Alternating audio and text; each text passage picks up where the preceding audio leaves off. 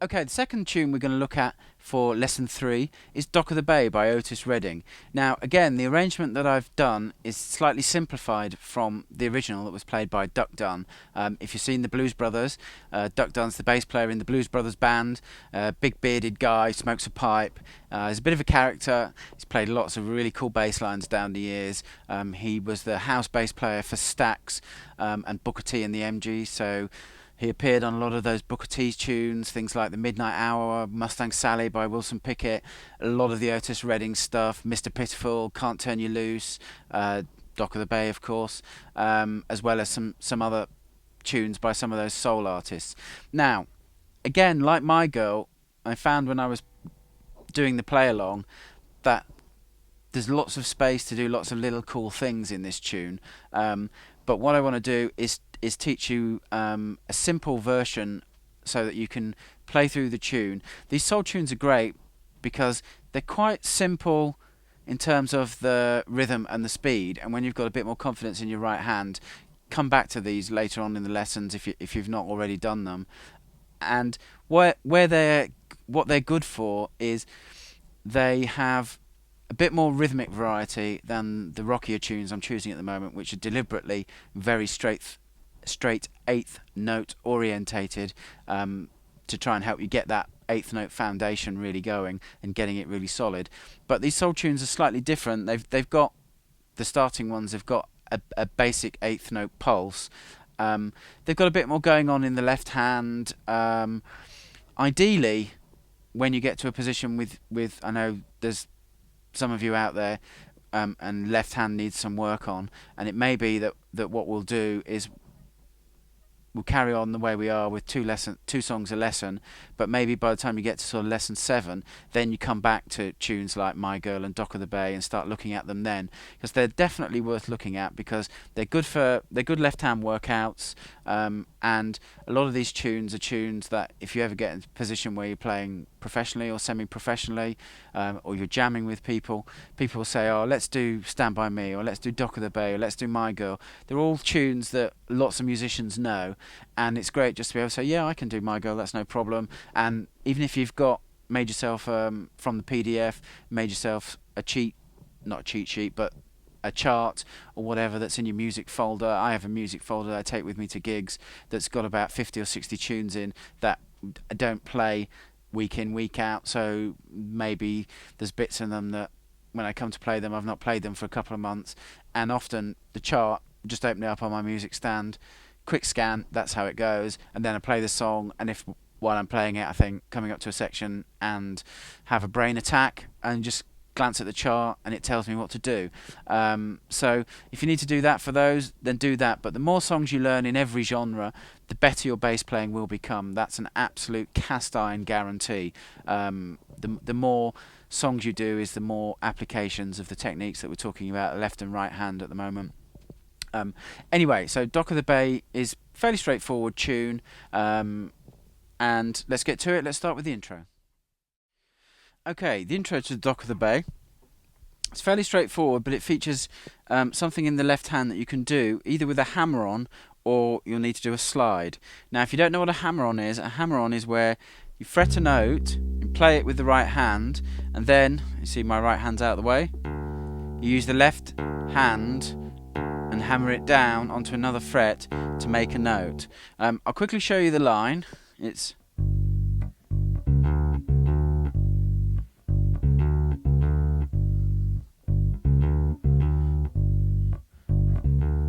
so it's a pattern that's repeated 4 times. You'll see I did the hammer on 2 different ways there. I did it, the notes, let me just talk about the notes. Starts off G, 3rd fret of the E string.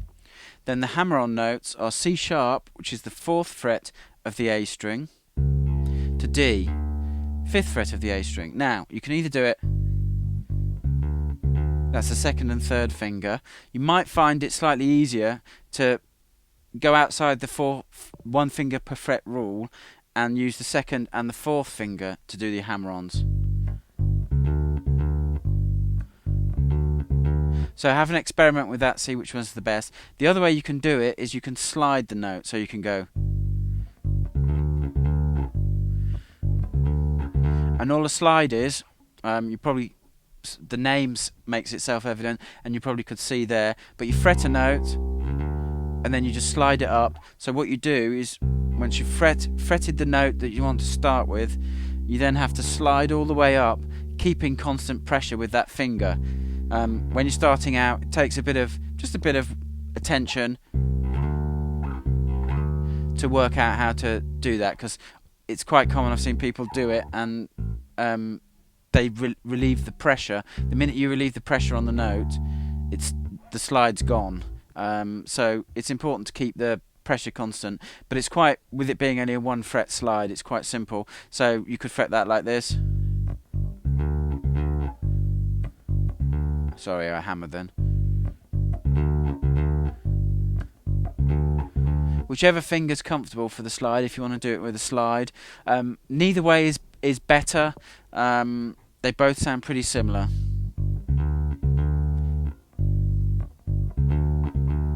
But that's kind of how Duck Dunn does it in terms of the sound. I actually don't know whether he hammers or slides. I tend to hammer. And the reason, and you won't be surprised to hear that, is it keeps your hand in position much more than if you slide. Because if you slide, your hand's got to follow the slide a bit, and so your hand's moving around a bit more. So sometimes slides are useful when you're getting that kind of effect, but over a wider area that it would be very difficult to hammer on. So that's when I tend to use slides. If I can do it with a hammer on, I tend to hammer it, because then you don't have to move your hand. That's just my personal preference. Neither way is better, but I just thought I should explain why I did it that way. Okay, let's move on to the verse.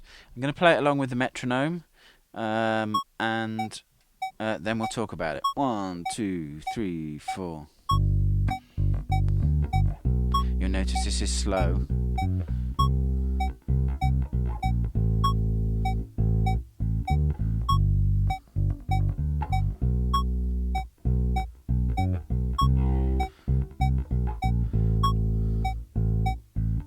Okay, let's just stop the metronome. Let's just talk through that section. Now that section is 2 4-bar patterns that are identical. Sorry, you have to excuse me. I had too many pints of Guinness last night, and my words are tripping out today.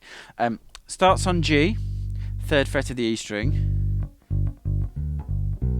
Okay, so those notes are G, 3rd fret of the E string. Then you play the 5th, which is D, which is the 5th fret of the A string.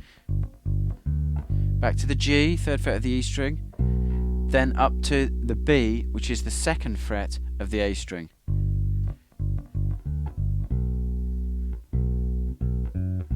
Okay, and then those notes are, there's lots of fifths in this lesson, or in this bass line, which are, I think we talked about fifth in lesson 2. You don't really need to know the theory, but just if you go a string up, 2 frets down from a note, that's its 5th, and you can hear it's a very consonant sound, it's a very strong sound. Anyway, I'm digressing. So that bar's, so it's B, and then you're going up to the 5th, which is F sharp, which is the 4th fret of the D string, and then back to the B, which is the 2nd fret of the A string. Then it moves up to C.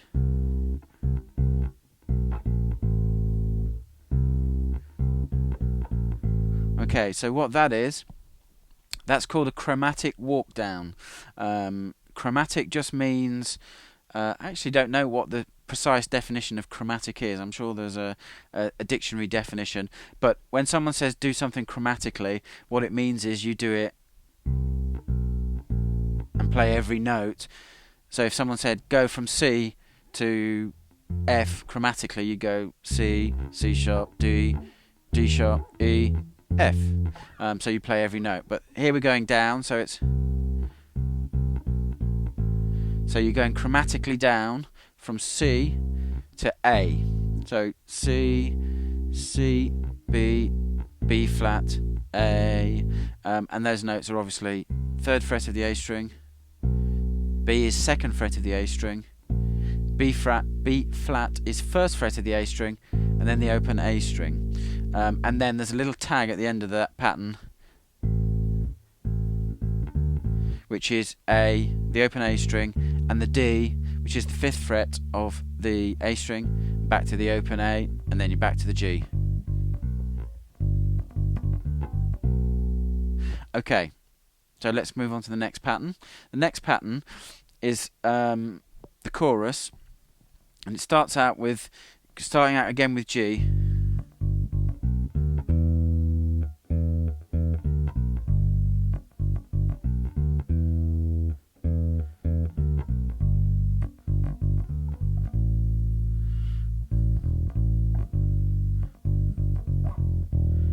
Okay, so that's the chorus. So starts out on the G, and that's going up to E, but the notes you want are G. That's B, 2nd fret of the A string, D, 5th fret of the A string, up to E, which is the 2nd fret of the D string, and then it just goes back down. So same notes but in reverse. So E, 2nd fret of the D string, D, the 5th fret of the A string, and B, the 2nd fret of the A string. Now it plays that pattern twice.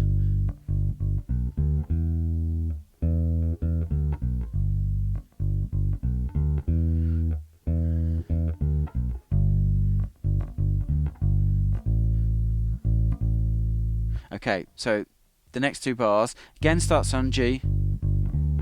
Okay, and then it's up to the 5th again. So that 5th is D, which is the 5th fret of the A string, back to the G, then it goes to A, and that's A, which is the 5th fret of the E string, and that note is E, which is also the 5th, but it's an octave below, which is the open E string, of course. And then back to G, and you got a chromatic walk down. So chromatic equals play every fret between the 2 notes. It's G down to the open E string, so, and then you can hold that E, or you can put some fills in, but then you're back into the verse. So yeah, so that, I'll play through that section one more time.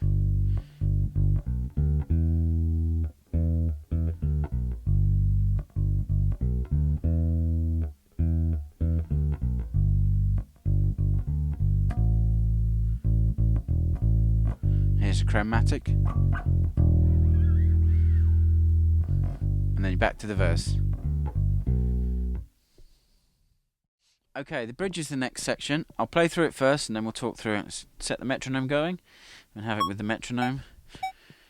1, 2, 3, 4.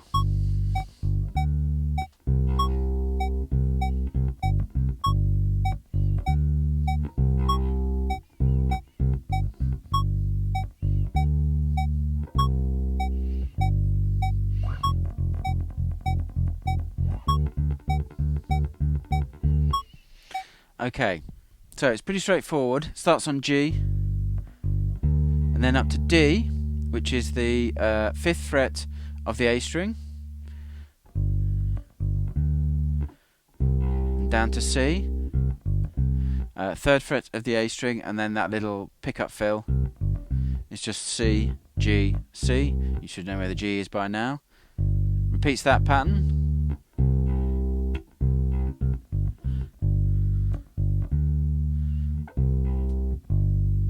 Okay, you shouldn't know those notes, but they were. So G, D, C, G, and then down to F. Play a bar of F in 8th notes, and a bar of D in 8th notes. Now F is the 1st fret of the E string, D is the 5th fret of the A string. Now something, when I played through it with the metronome, you might have seen me doing, someone emailed me, one of the beta testers emailed me and asked about that. I'd go like this. And you see my hand doing something. What I'm actually doing is I'm choking the notes. So you could. This is how you, if you keep the 8th notes held for their full value.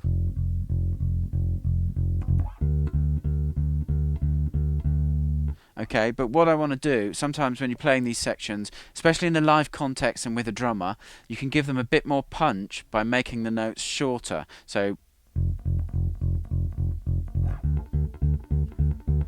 what I'm actually doing it really slowly. I might turn around and see if we can get this as side on. There we go. So I'm going. So I'm actually fretting the note and then quickly bringing my finger off it so that it stops the note from ringing. I hope you can see that movement. It's kind of a rocking movement. Now that's just something that I like to do in certain sections of tunes. It's a way of giving something just a bit more rhythmic oomph, because as well as, although you're still playing on the eighth notes, what you're doing is you're giving more space to your bass line. So you're going, as opposed to, you should be able to hear the difference there. Now that's just an effect that I sometimes like to do, and sometimes you'll see on some of my play-alongs. And as I say, someone emailed in and said, what is that you're doing when you're doing that with your hands? They weren't sure, so I thought I'd just quickly show you that. Okay, finally we've got the famous whistle outro. I don't know if you know, but in the legend has it that when they recorded Dock of the Bay, they were supposed to do a third verse, and Otis Redding forgot the lyrics, and on the take they were doing, which was the last take of the day, he just whistled the melody along with the tune, and they always intended to go back and fix that and have him sing the third verse, but unfortunately they had the plane crash where Otis Redding died, and they never got in to fix the verse. So when they mixed the record as a tribute to Otis Redding, they left the whistling on and used it as a fade out. So the fade out section is similar to the intro. So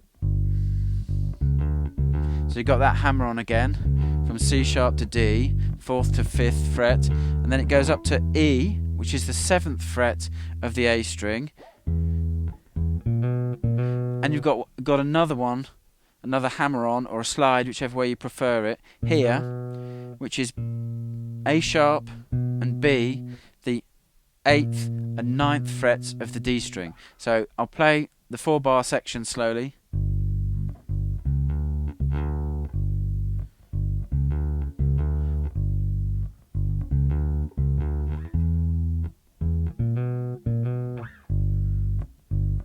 Okay, that was Dock of the Bay. So have a look over the lessons, look at the parts for the individual sections. They're all nicely labelled in the video, so you can put the video on your computer, just play through the outline of a section, take it to your bass, have a look at it, correlate it with the PDF.